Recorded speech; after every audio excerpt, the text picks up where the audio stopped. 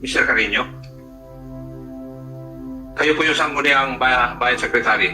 Opo. And lahat po ng procedure na nangyayari sa sanggunian, alam po nyo dapat, di po ba? Kasi kasama po sa trabaho po ninyo. Yes. Opo. Kasi para bang kayo yung COMSEC namin dito, na nandito palagi tuwing magkakaroon ng meeting yung sangguniang bayan. Opo. Kayo rin ang gumagawa ng schedule nun na sinasabi ng Vice Mayor as the presiding officer ng sanggunian, di po ba? As to the regular... Yes or no? Kung sabihin mong no, hindi mo alam yung trabaho mo. Nasa internal rules po yung regular session nila po. Yes, pero ikaw ang inuutusan para magkuhan ng imbitasyon at sa lahat ng agenda. At Okay. ikaw rin ang pinagsasabitan lahat ng dokumento doon sa agenda. Opo, Your Honor. Huwag na po tayong kuhan. Doon po sa regular session on January 14, 2020, present po ba kayo? Opo. Present kayo? Opo. Nakita mo ba kung may may certification na urgent yung draft ordinance number 20-005? Dapat alam mo kung meron o wala.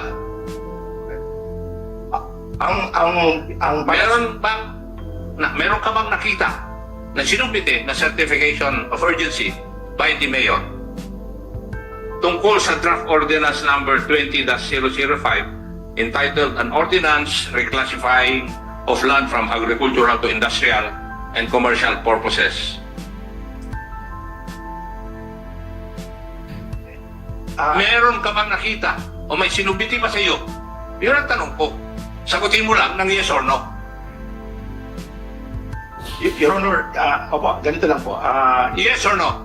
Hindi ko na po kasi matandaan ito. Okay. I-check ko lang po sa opisina para sigurado lang po ako kasi dalawa pong nagsasabi na mayroon at wala. And so, as a concerned official, custodian of the record, I just have to be very sure para po hindi po ako malagay sa alanganin. Ano po? Yun lang po ang position natin, Your Honor. Sino po yung gumawa ng pagkadokumento nung regular session ng Municipal Council of San Simon, Pampanga noong January 14? As to the minutes po, Sino po yung gumagawa? Noon sa programa. Sino ang naglalagay ng sinong present, sinong absent? ang SB Secretary po. Sino po? Ang SB Secretary. Kayo rin po ang naglagay dito, sigurado ako, pursuant to this document, na nakalagay dito, Certified Urgent under Office of the Mayor, yung draft ordinance number 20-005. Ikaw ang gumawa nito, ikaw rin ang naglagay, tapos hindi deny mo, hindi mo alam. Your Honor, hindi ko po dinideny yung certificate of urgency. Hindi, ikaw ang naglagay dito eh. Ikaw, sinabi mo, inamin mo doon sa tanong ko na ikaw ang gumawa nito eh. Yung pong resolution. Oo, na pinirmahan ng konsyan, pero hindi ka pumirma. Ang trabaho po ng SB Secretary is to attest as to the approval of the ordinance, Your Honor. Sino ang gumagawa ng minuto? Minutes? Ang SB Secretary po. Minutes nung binabasa ko, iho eh. Opo. Nakalagay dito na yung draft ordinance number 20-005, inilagay mo, Certified Urgent under the Office of the Mayor. Inilagay mo, ikaw na ba? Kasi sinabi mo na, ikaw ang gumawa ng minutes eh. Kung nandyan po kasi I'm not in possession of the minutes right now, Your Honor. Kaya po, ako po I am just trying to make sure of everything, Your Honor. Ano po? Kasi po, as you've been telling me that I am under oath, hindi ko po dinideny yung certificate of urgency. What I am telling the Honorable Committee that I just have to check in the office to inquire the existence of that para po sigurado lang po ang inyong lingkod, Your Honor. Okay, ganito lang. Today is Wednesday, tomorrow is Thursday. Please submit to this committee on Friday. Kasi hindi natin kailangan tumagalin. Baka may mangyari pang kung ano-ano. Pagbalik mo, bilang Vice Mayor. Puno pa yung tulungan. Oo. Vice Mayor, paki-assist mo po. Dapat by Friday, nasa posesyon na ng committee yung dokumento. this coming Friday. Yes, Your Honor. Of course. Opo. Kasi, binigyan nga kita ng isang araw eh. Di ba? Wednesday ngayon. Kasi ngayon po rin na mailagay sa alanganin. Baka somebody will, alam mo na. Mr. Mr. Chair, quick interjection. Okay, nagkaintindihan tayo. Right, SP Secretary. Yes, Your Honor. Okay, please proceed, No, Chairman Ako. that's only my issue as Okay. far as this Thank you. Ganun issue ako. is concerned. Thank you. Is it related to the certification of urgency? Yeah, yes, Your Honor. Proceed. Yeah. Your Honor, on a new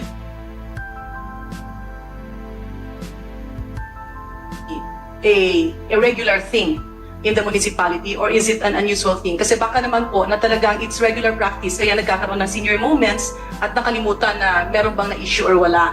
So, just to have that clarified, Mr. Chair, may I have the permission to ask the SB Secretary, the Honorable George Carino, yung certificate of urgency po ba is a frequent request in the municipality, or sa natatandaan nyo, mukhang isang request lang po ito?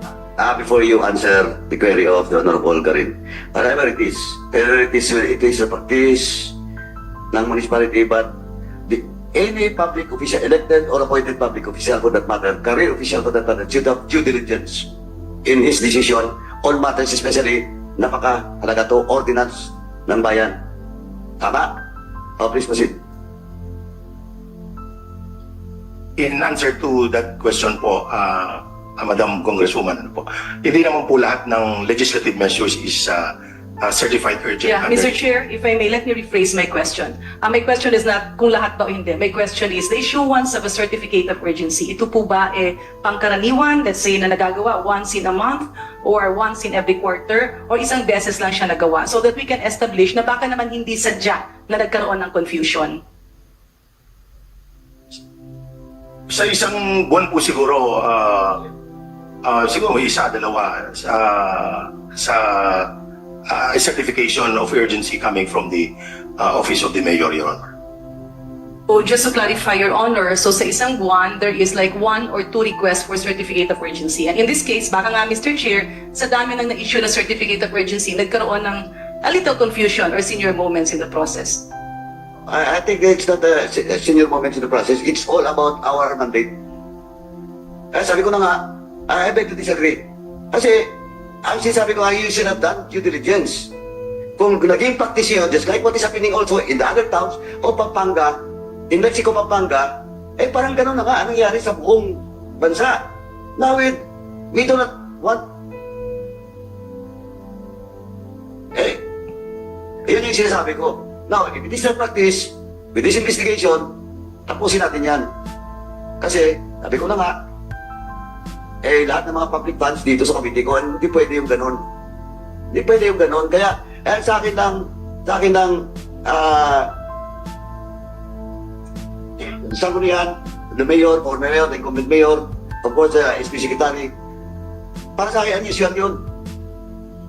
Na every month, isang dalawa na may certified urgent ang isang chief executive. Diba? Anyway, binuksan na rin natin yan. Please submit to this committee since 2020. All those documents pertaining to certificate of urgency by the mayor, by Mayor Punsalan, Mr. Chairman, until he was suspended. Please submit to this committee para nakita natin, justify yung question that was raised by the Honorable Darin. Mr. Chair. Can you commit to that? I will obey, Your Honor. Vice, please. Yes, Your Honor. Siguro naman sa record siya pa yan since 2020. Mr. Chair, including the acting. Yeah, of course. Kasi 2020 hanggang ngayon, pag-exhibit. Baka nauso na yan dyan. Same as what is happening in the other towns. Yes, Mr. Chair, please proceed. May I ask George Carino? Sir, when was the resolution tackled? January 14, 2020? Is that correct?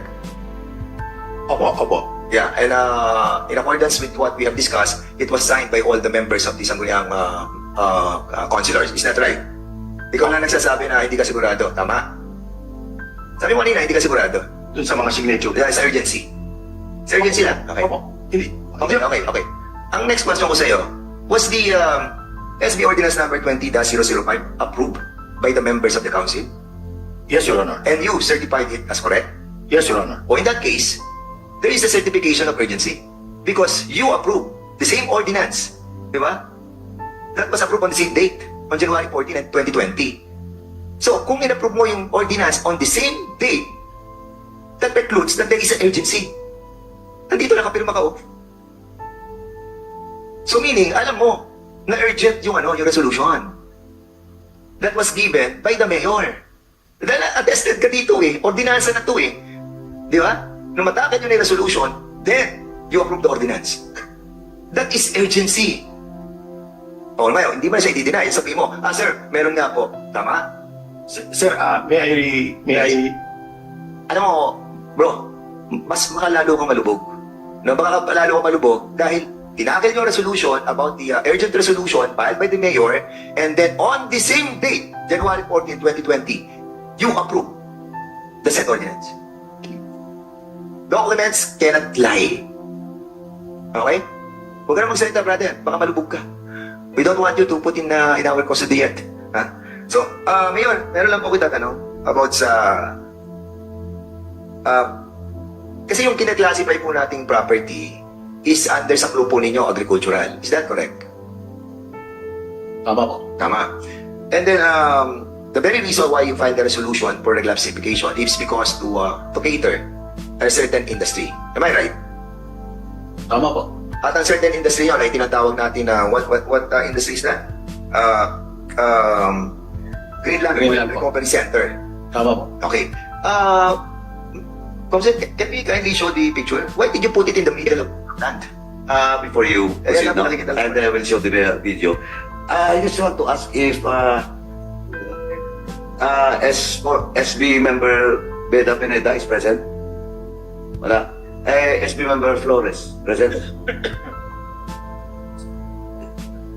Sa okay ba yung seat na lang po? Because I will ask you about the balikan ko lang ha. Kasi former ba siya? Former SB or ABC? Okay. This is not anymore related to Ordinance 20-005. It's still related. And then please, Yes, this is the subject of the ordinance. This is a... hindi ka tayo doon. Mr. Chairman, Isa pa lang. kasi alam mo ako, environmentalist ako, Mr. Chairman. Chairman Fernandez. Okay, anyway, saan na siya? Si SB. SB, tapusin ko na lang to kasi lahat ng mga resource person doon sa certificate of... Your wish is my command, Mr. Chair. Pakiupo na lang po muna. Do you confirm? Pakiupo na muna. SB. I am taking your oath, SB. Nag-ate ka ng oath, okay. Tapos na. Ano po? Concept please administer the oath of SB Flores. Tatanungin ko bakit matras. Thank you. Do you confirm that during the deliberation last January 14, 2020, are you present during that discussion with regards to the approval of reclassification ordinance number 20-005? Yes, Your Honor. So, did you join the approval of such ordinance? Yes, Your Honor. And later, what happened? There was a case filed on that particular ordinance. Is it correct that you have sent a letter addressed to the office of Vice Mayor with your withdrawal to such ordinance, your vote? Yes, Your Honor. Why? Because the undertaking by the owner, the supposed requirements were not been submitted.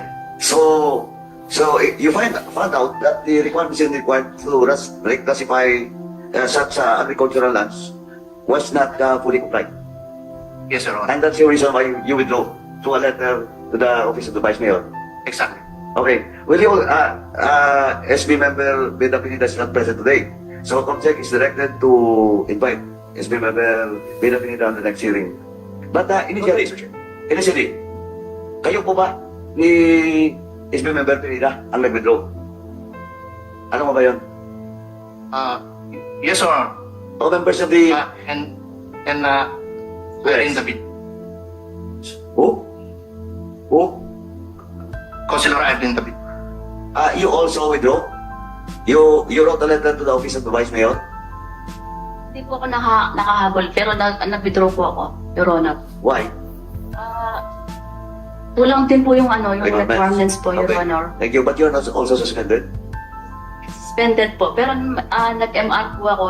Hinihintay ko na lang po yung mag-grant, Your Honor. Oh, you're suspended because of this. Yes po, Your Honor. Okay. Okay, thank you. In the next hearing, we'll invite SB Benida. Ito yung problema no? And let's proceed. Mr. Chairman, I just wanted to be clarified on something that really bothers me. Kasi when I saw this, yung binili nilang lupa na subject to conversion and reclassification for intended purposes, I thought gagamitin nila for the light industry. Pero it seems that this is being used for a heavy industry. Industrial po. At makikita po natin, asan ba? Kasi nasa middle And that's the reason why I'm going to ask Mayor Punsalan, did you find it so cruel, that in the middle of the agricultural land, that under your comprehensive land use program, you try to reclassify yung agricultural to industrial just to cater for this land? Is that your intention, Mr. Punsalan? Mayor? Your Honor, hindi po. Unang-una po, ang pagre-reclassify po ng lupa ay it is the prerogative of Correct. the Oh, yes. Sangguniang Bayan. Nandito yung tanong ko, Mayor. Ang pagka-classify talaga ay nasa karapatan ninyo. But you have to understand that under the agricultural cloning, ng club ninyo, nasa middle siya If you're going to classify it, just that property, and that's illegal. Hindi mo pa pwede kasi, syempre you have to consider the other vicinity that is being used for farming, for crop cultivation, for livestock grazing. Yun yung agricultural Sa titingnan mo yung mga property na kalapit, ano bang ginagamit dyan? May farming ba dyan? Meron ba nagtatanim ng mga puno? O meron ba dyan mga baka? And tapos lalagyan mo siya ng isang industrial plant in the middle of the agricultural zone? That is not right. I've been a mayor. Alam ko ang pagka-classify ng ating mga lupa. Hindi basta-basta naisipan mo i-classify yung industrial and maglalagay ka ng isang farming doon sa industrial. That is craziness. At kung nando ka naman sa agricultural, ika-classify mo siya, bibigyan mo siya ng heavy industry, hindi nasusunod yung club. Kaya nga, meron tayong club. Kaya ang tanong ko nga sa'yo, hindi mo ba naisip yun na from agricultural, lalagyan mo siya ng heavy industry like that? Kaya hindi kayo kumuha ng mga dokumento, hindi kayo kumuha ng mga DNR requirements because alam nyo na hindi maa-aprobahan yung inyong conversion and reclassification. And that involves everybody. You deceive each and every members of the SB because of your intention to put up a pyrolysis plant. Mr. Mayor, alam ba natin kung anong ginagamit sa pyrolysis sa plant? Kasi ako, naging chairman ako ng ecology dito sa house And I know that what is being used for that, content, ay yung mga goma, yung mga lumang goma, susunugin dyan. Medical waste, cable, wires, na mga luma, susunugin lahat dyan. At ang kukunin natin doon, di ba yung carbon black? Kukuha tayo ng tinatawag na oil from there. Ang sama ng epekto na to, lalo na dito. Pero kung nilagay mo yan sa isang industrial park, which special purpose is for pyrolysis alone, that can be. Ang problem mo, Mr. Mayor, niligay mo siya sa agricultural land. And that is your mistake. Will you accept that? Can you say something? Yes, Honor. Okay, Mr. Chair. Before I give you the floor, Mayor, do you want to answer? Pagod na po. Sumagot ka na. Okay, anyway. For the information of the honorable body, ito pong property which is in question, ito po ay originally owned by the spouses Ana City. Tama po ba? Saan ba yung dito? Assessors? Assessors? Tama? Yes, sir. Okay. Now, it was sold to Mangaron. Tama? Yes, sir. Okay. Now, as of now, who owns the property? Emilio Mangaron and Eric to Erlinda Mangaron. Pero yung itinayong planta, siyang mayari nun? Greenland po. So, Greenland is renting. I'm not sure po. Okay. COMSEC is directed to invite the spouses, Ana City, Mangaron, Greenland, And of course, land bank. Land bank nandito, no? Land question. Before you, I give you the... In relation to what you said, Mr. Chair, yung About the- SEC lang ng Greenland, makita lang natin yung mga owners ng SEC ng Greenland. Okay. Okay. The Comsec is directed to invite SEC in next hearing. And also for them to submit all the documents pertaining to Greenland. Mayor, as far as you know, who is the owner of that Greenland? Kung alam mo lang po. Hindi ko po alam, Your Honor. Di mo alam? Opo. You're now the OIC mayor, you don't know those plots operating in your town? Hindi po sila nakakuha ng business permit. Yan, hindi po. Why they are operating? Reviews po. Pero this year, January, hindi ko po sila binigyan. Mayor Poncelan, do you know the owner of this Greenland? Your Honor, ang alam ko lang po is the company is Greenland, but the incorporator wala po akong nakita. No? Kasi since I have no copy of this incorporation. But you gave them the permit to operate. Yes, by Greenland po. The applicant is Greenland. Who is the CEO of Greenland? What I know is Mr. Emilio Mangaron. He is the CEO. Yes. Pero Okay. the ownership is, wala po akong kopya ng kanilang LCC. Okay. Kaya tama Okay. po yung request ni Honorable Daniel Fernandez na we can ask the Okay, copy of let's take. the Now, company. before I give the floor to Chairman Ako, unless Chairman Fernandez has still a question. Okay. Anyway, land bank. Ganito muna, initial lang to. Do you confirm that Mr. Mangaron applied for a loan of the amount, in the amount of 60 million to land bank? Yes, Your Honor. Ito yung property. Yes, Your Honor. Please, can you submit all this pertinent documents with regards to the loan being made by Mr. Mangaron with regards to this property as collateral? Oh, Okay, Your Honor, we will formally provide you the copy. thank you. And next hearing. Okay, thank you. Eto na naman. Property na naman.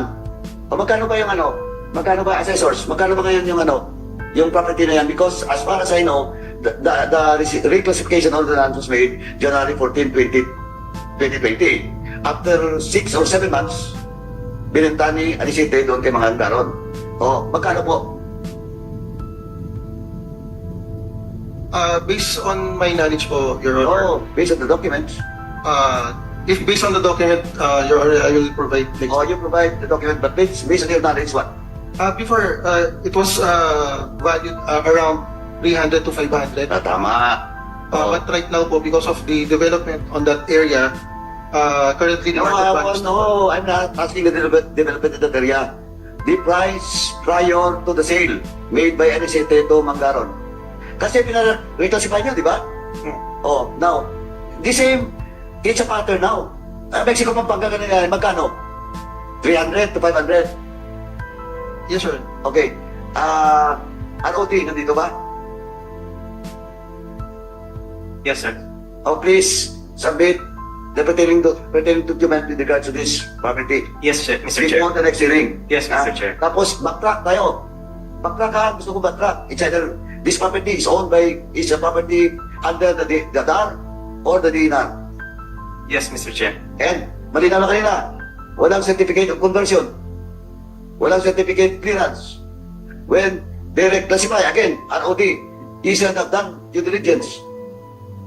Mr. Chair, we do not, it is not within our function. Hindi nga eh. Of course, it is not within your function. Kaya nga, ito, investigation in aid of legislation. Because your charter and your mandate should be amended. Yes, Mr. Chair. Kasi yun ang lagi niyong sagot. Kasi registry lang kami. But you should have done due diligence. You should have checked the record. And please submit to that in this committee before the next hearing. Yes, Mr. Chair. And that property, assessor, please submit to us the documents pertaining to the price per square meter before the previous owner, before Anisete, and now. Now, what's the price? Currently, the price ranges from 1.5 to 2.5 po. So from 300, That's the actual price na po. May deed of sale po. kompleto. Yung mga other areas po. Who made that deed of sale between Anisete and Mangaron? Yun po, wala po akong details po. I'll check on my Land bank property na. Di ba Anisete ang apply for loan? No, Mr. Chair. Our borrower is spouses Mangaron. Magaron. Yes. So tama po, 60 million. When they applied 60 million, yes, sir. 60 million because the land was already reclassified. Actually, yung 60 million, it's a project financing, Mr. Chair. Ah, So okay. part of the loan was used for the acquisition of the equipments, no? And the 30 million was used for the construction of the pyrolysis plant. Construction of the plant. Okay. So, walang lang yung lupa. Mr. Chair, The pyrolysis plant is loaned by the Mangaron. Ayan. Yes, sir. Yes, sir. the owner of the plant is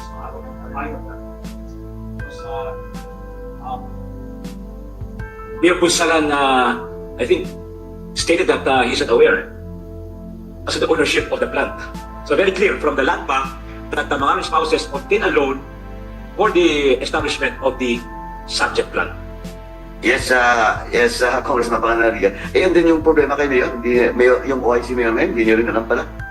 Without the land bank, hindi natin na-confirm na hindi that plant is owned by Mangaron.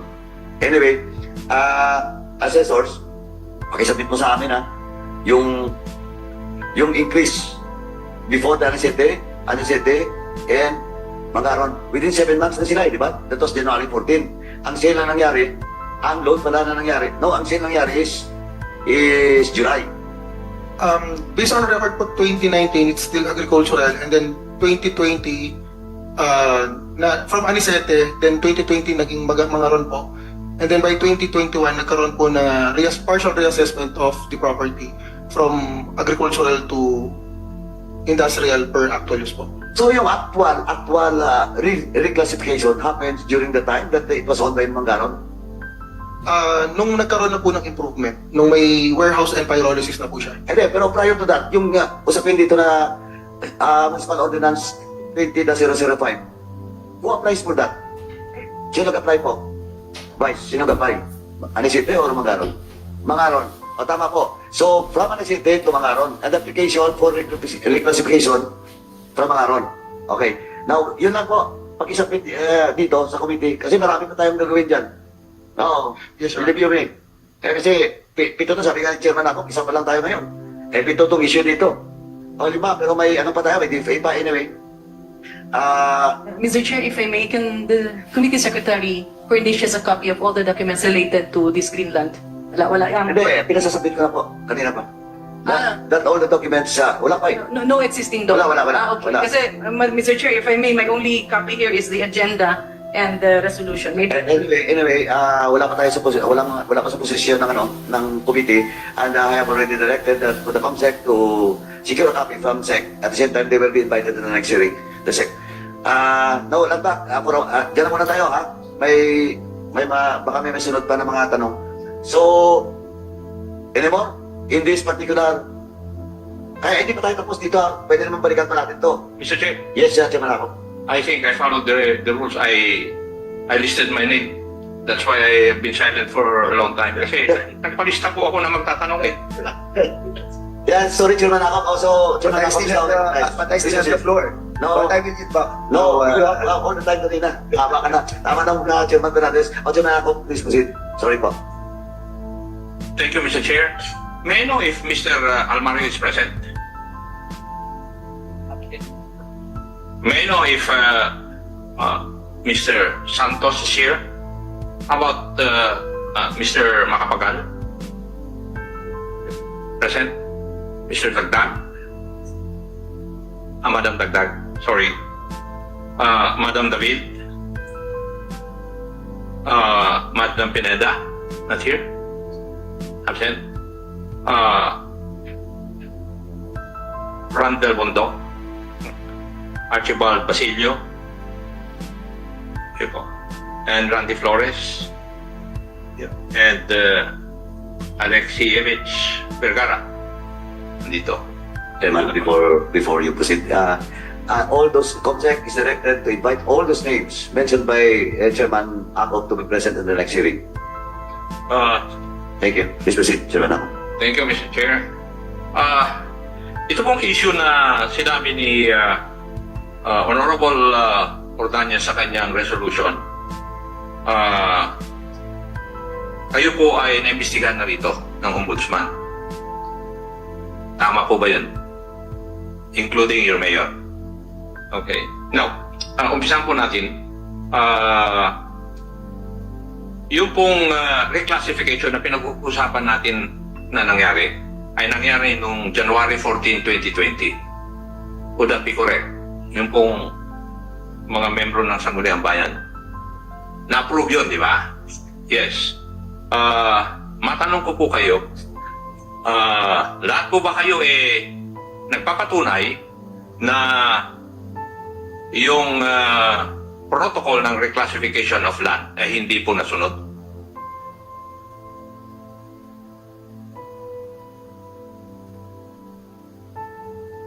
Di po ba? Nasunod po ba? Hindi. Bakit po yun yung hindi sinunod?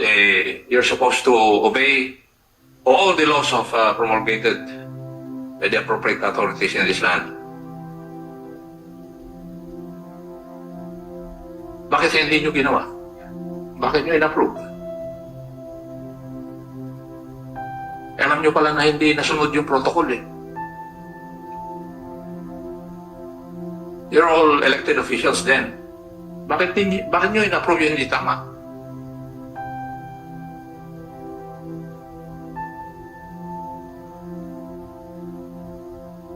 Sige, sagutin nyo ako. Bakit nyo in-approve yung hindi tama? Alam nyo hindi tama, hindi nasunod yung protocol. Bakit nyo in-approve?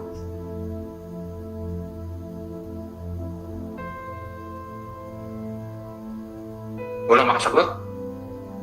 So it's clear, Mr. Chair, na yung resolution na yon converting certain parcel of land from agricultural to industrial ba? Yes. Yes, ay hindi po tama ang paggagawa. And the members of the Sangguniang Bayan present then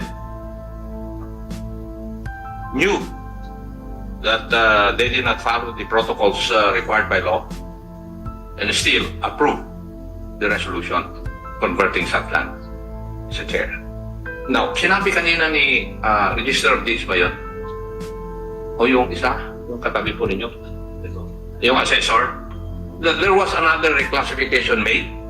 Tama po ba yung pagkarinig ko? It is a reassessment po, Your Honor. Reassessment, Assessment. hindi For taxation purpose po. for taxation purposes. Dahil, sino po ang nag-utos nun? Based on the actual use po of the property, Your Honor. Ang ginagawa nyo ba yun regularly? Yes po, Your Honor. Yung reclassification? Or reassessment? Reassessment po, Your Honor. Uh-huh. Based on actual use po. Sige. Let's accept that. Ito po yung na-decision na ng Ombudsman and the persons charged were charged by with the gross neglect of duty, grave misconduct and violation of Section 3E of Republic Act 3019, Anti-Graft and Corrupt Practices Act. However, the penalty given by the Ombudsman was they were held administratively liable for simple neglect and simple misconduct. And the penalty given was 6 months suspension. Tama po. Pero kung titingnan po natin doon sa facts of the case, hindi lang po simple misconduct to So, Mr. Chair, may I request that we also invite the Ombudsman in the next hearing? Mr.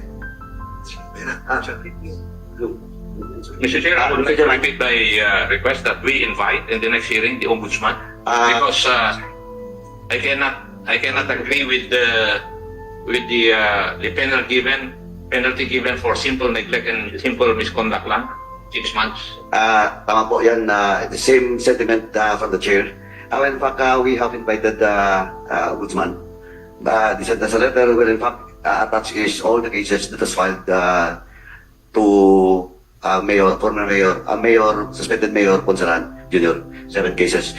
And in their letter, they make an excuse because they're so busy on some activities, but of course, on the next hearing, we will invite the Ombudsman to ask about the query being raised by Chairman Akop. COMSEC is directed to answer this letter and an invitation for the Ombudsman to be present in the next hearing. Please proceed. Mr. Chairman, hindi na po ako magtatanong doon sa first issue. na iniraise ni Honorable Ordonez insofar as his resolution is concerned. Pero dun sa second, third, and fourth, magtatanong talaga ako. Thank you, Mr. Chair. Please proceed, Chairman Fernandez, Identa din sa Chairman Fernandez and all the members of this committee.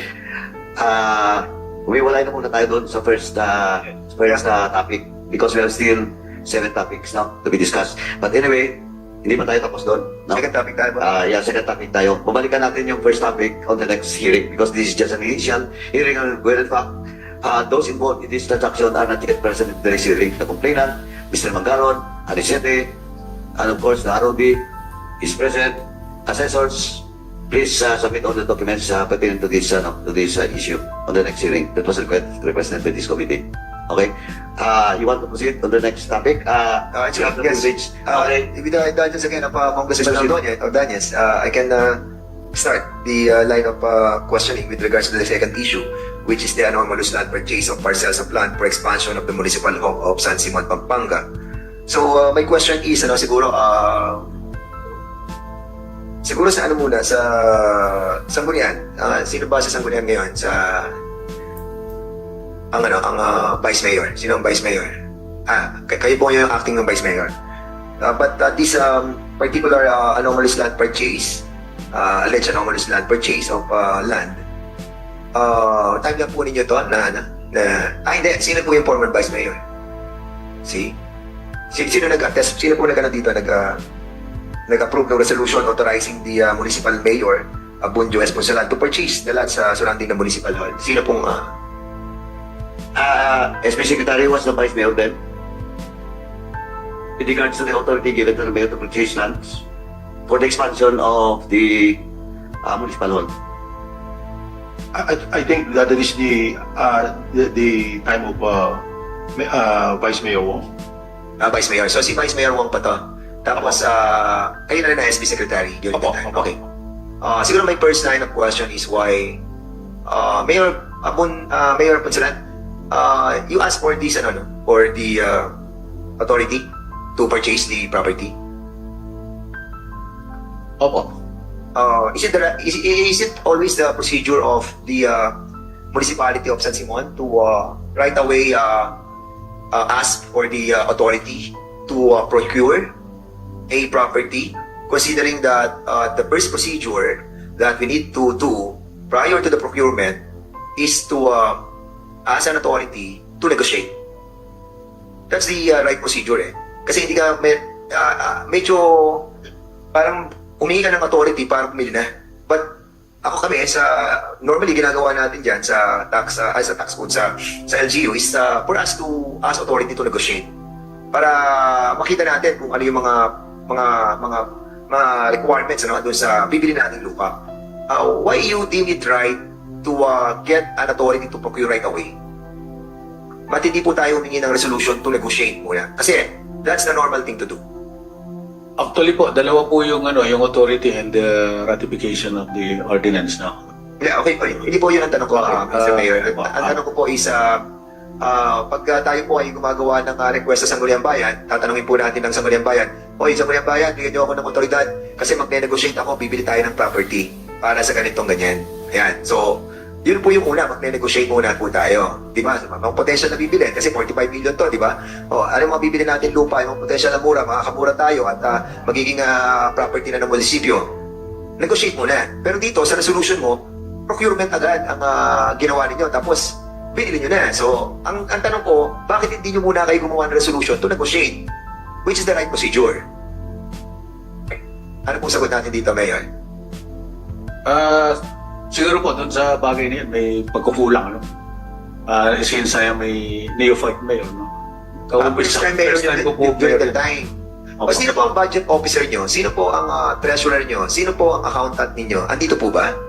Yung treasurer po, nandito, tsaka yung accountant. O treasurer? Yung budget, wala po. Asan ang treasurer?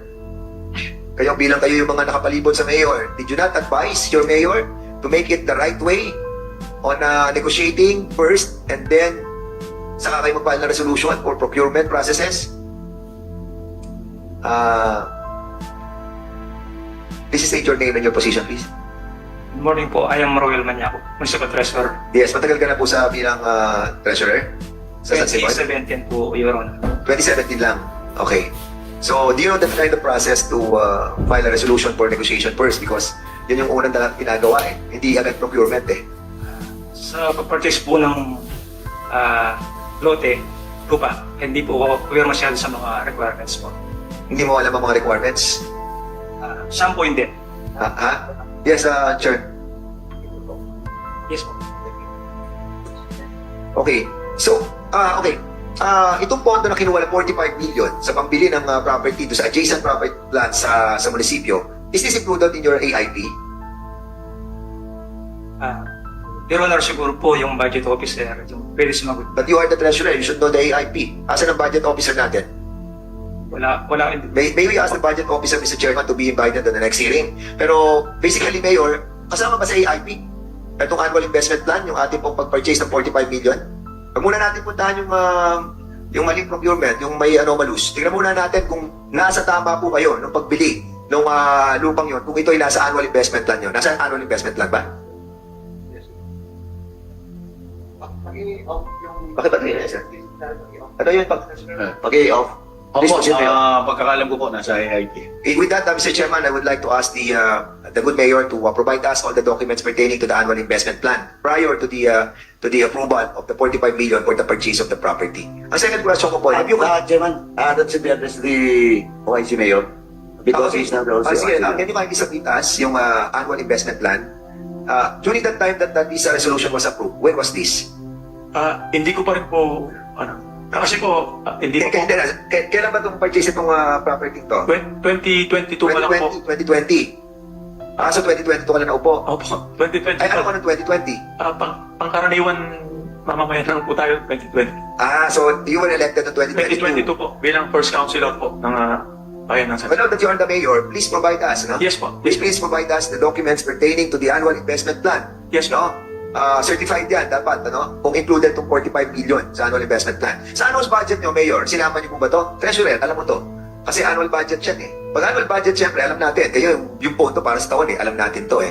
Di ba? Kasama ba 45 million? Yes or no? Mike, please. Your Honor, kasi po yung may trabaho po doon yung budget Hindi, officer. sure ka alam mo yan. Siyempre, yung annual budget, ikaw gumagawa niyan eh. Siyempre, pondo mo para sa taon ng 2020. Alam mo kung saan malalagay yung perang yun.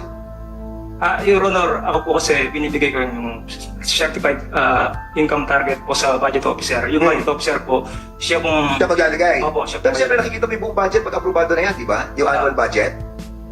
Siyempre, treasurer kaya alam mo kung saan nakikita mo. Ito yung pera na kinukolekta ko, ito yung pinuntahan. Di ba? Ano ba budget sila? Lalagay ng budget officer. Ito yung pupuntahan. Pero ikaw na mamolekta ng pera at alam mo kung saan pupunta yung pera para sa taong ito. Di ba? Yung pong nag-aalat, Your Honor, yung pong budget officer. Okay, anyway. Can you kindly submit to us also, no? Yung pera ng 2020, kung saan na papunta. At also, the budget officer, please be reminded that you have to submit to us, no? Yung kung ano yung mga pinocure, kung ano yung mga nilagay tungkol sa annual budget nyo nung taon ng 2020, no? So para malaman po namin kung paano nyo ginamit yung 45, kung saan nyo kinuha yung 45 million. Kasi, is this, Mayor Consalan, is this 45 million for the purchase of that parcel of land, no? Alam natin kung saan natin kinuha to. Anong pondo pinagkuha na natin ng 45 million? Unang-una po, may budget pong pagkakalam ko is 25 million initially, then nag-supplemental po kami. Ayun. Yeah. So, in other words, budget meron kang po budget ng 25, tapos nag-supplemental kayo ng additional 20 million para Yes. for the full For the purchase of purchase the property of the of property. 45 million. Tama po yan. Can you kindly submit to us yung supplemental budget for the additional 20 million? Kung meron kayong 25 million, o yan, naalala na ni Mayor, may 25 million na nakalagay sa annual budget. So, yung sa annual budget na 25 million, submit to us na nakalagay specific for that property. Is that a specific amount, 25 million for that property? Naka-specific yun doon sa adjacent municipal lots? Opo, specific po yun kasi binadget namin siya. Okay, in that case, kasama na yun sa AIP, kasama na yun sa annual budget. Kasama po siya. And kasama yun sa tinatawag nating APP, Annual Procurement Plan. Yes, kasama Okay, po. submit that to us. Lahat yun we wanted to see. No? Your Honor, wala po akong access ngayon. Pero sige, maybe the Mayor, government officer in charge can provide you a copy of that documents. Okay, sige, salamat. So, for the meantime, yun na muna ang, antayin ko na muna, Mr. Chairman, yung lahat ng mga documents so we can find out kung paano nila nalabas yung 45 million. Okay, thank you so much. Thank you, Chairman.